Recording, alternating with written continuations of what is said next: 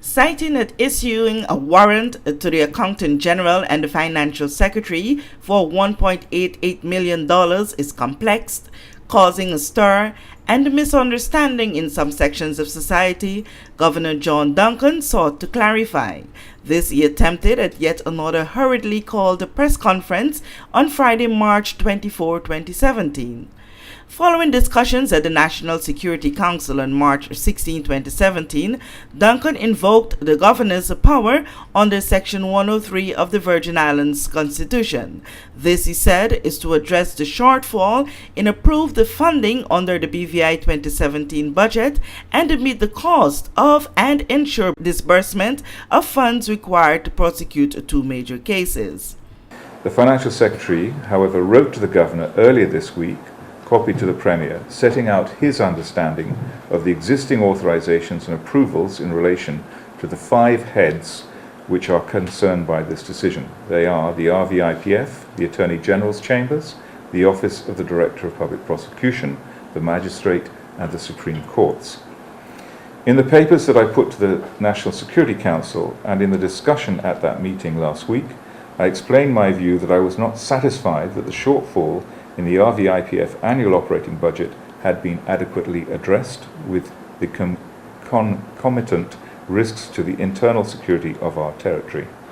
Duncan said that the Financial Secretary's memo served to underline the lack of clarity over what funds have been authorized, by whom, and the current state of disbursement and the funds that remain available. This lack of transparency is not conducive to proper accounting, accountability, or operational effectiveness. In order to address this, I have set out in the second schedule to the warrant a complete overview of the funding authorized and governed by this warrant, as well as the purposes for which the funds are required. This second schedule is independent of and separate from any approvals provided under the 2017 budgetary process or those currently underway in the supplementary additional provisions. Disbursement of funds already authorized should be honored, and if cited under this warrant, will now be subject to the reports to myself and the Premier required under the warrant.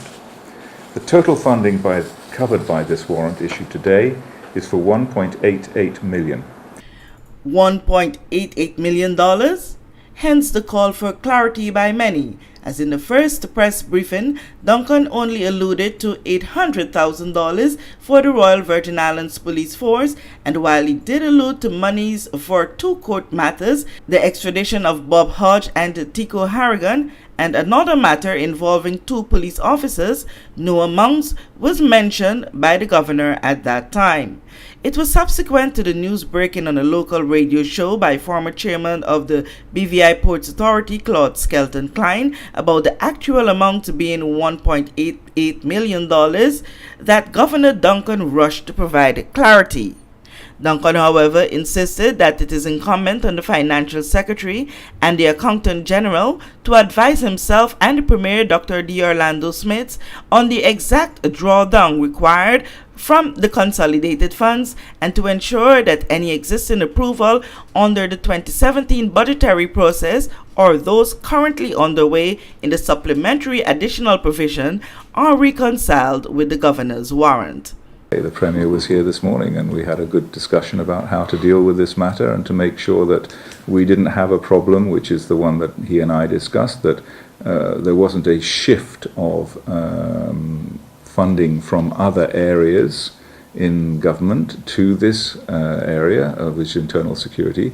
Both he and I are concerned that we make sure that if there are additional funds required, they come from the consolidated fund, so that we don't rob Peter to pay Paul.